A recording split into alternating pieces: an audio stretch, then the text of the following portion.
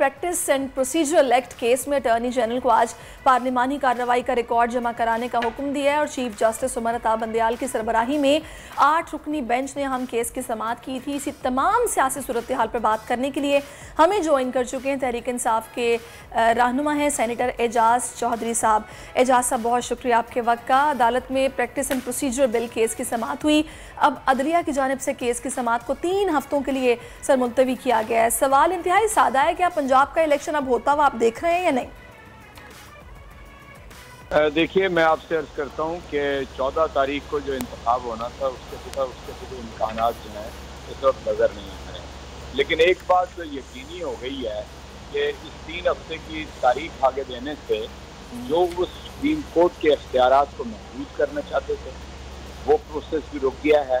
और इसके अलावा जो ही वो चाहते थे कि यानी जो 1843 सुओ मोटर नोटिस के ऊपर भी जो वो कार्रवाई करना चाहते थे वो भी कुछ वक्त के लिए यानी वो मुलतवी हो गया।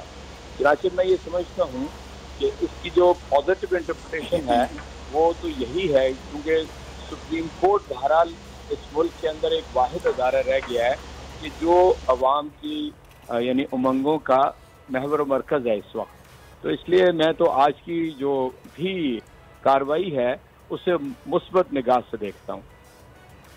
अच्छा, ये बताइए, सियासी कशीदगी बढ़ती नज़र आ रही है जबकि ज़राए से इतलात आ रही हैं कि शायद PTI और हुकूमत के दरमियान कोई मुज़ाकरात का आगाज़ हो सकता है। Is it possible sir? एक बात अर्ज करता हूँ, गुज़श्ता अक्टूबर से इंतखाब की तारीख के हवाले से हम एक ही मौक़िफ़ रखते हैं। कोई मुज़ाकरात पे आमादा हो या ना हो, हमारा कहना ये था कि अगर कोई जॉइंट इलेक्शन कराना चाहता है तो तारीख के ऊपर हम बैठेंगे।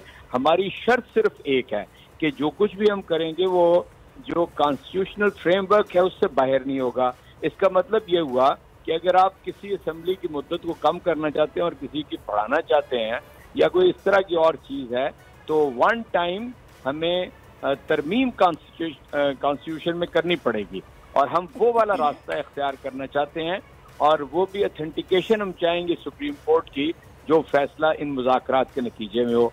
चुनांचे एक उसूली बात के तौर पे तो मैं अब भी आपसे अर्ज करता हूँ कि मुज़ाकरात हम कर रहे हैं, मुस्तकबिल में भी कर लेंगे, लेकिन आप इस पहलू से हम पूरी तरह कॉन्शियस हैं कि वक्त का ज़या हम नहीं चाहेंगे। हमने 3 नशिस्तें की और तीसरी नशिस्त में बिल्कुल वाज़े कर दिया।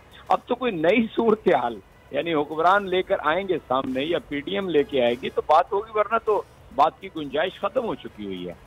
एजाज साहब, आप लोगों का प्लान क्या है? क्योंकि 14 मई को इलेक्शन ना होने की सूरत में आप लोगों ने एहतजाज की कॉल भी दी है, तो क्या सोच क्या रहे हैं आप लोग, क्या प्लान है?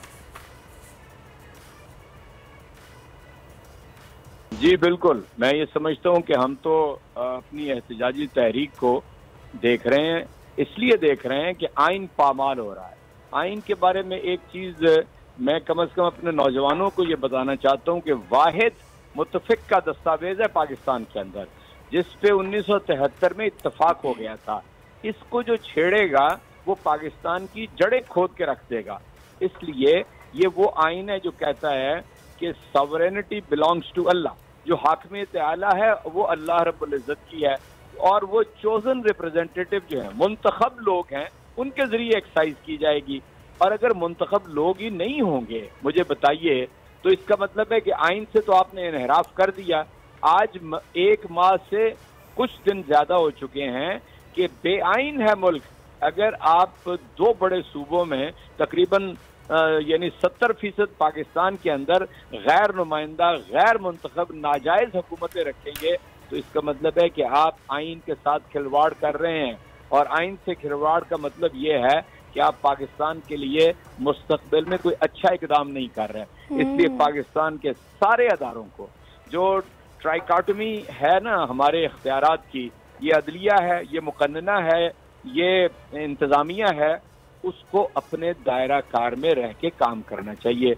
गवर्न क्या चीज़ करेगी वो करेगा हमारा आइन। आइन के तहत पार्लियामेंट, आइन के तहत अदलिया, आइन के तहत हमारी इंतजामिया। अगर ये वाला सिलसिला चलेगा तो यकीनन पीटीआई आइन और अदालतों के लिए आज इमरान खान की एक अहम पेशी भी है इस्लामाबाद हाई कोर्ट में। चौधरी साहब बहुत बहुत शुक्रिया कि आपने कीमती वक्त दिया। लेट्स सी कि आज इमरान खान साहब की पेशी में उन्हें कितना रिलीफ मिलता है या नहीं।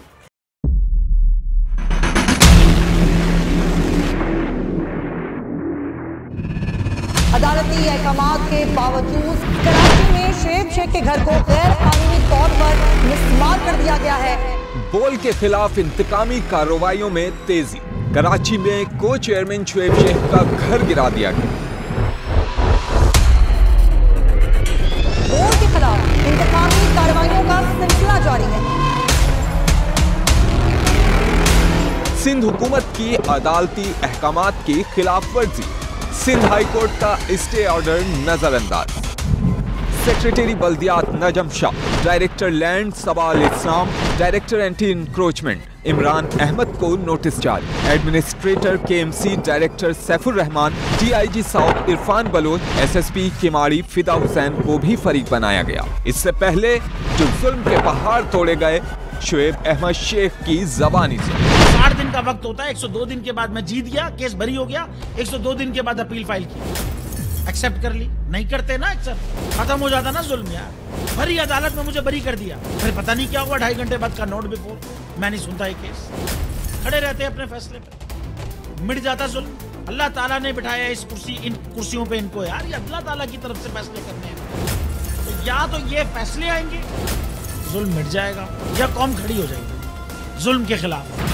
हर मुश्किल के बावजूद बोल हकीकी सहाफत करता रहेगा। सब्सक्राइब करें और बेल दबाएं ताकि कोई खबर रह न जाए।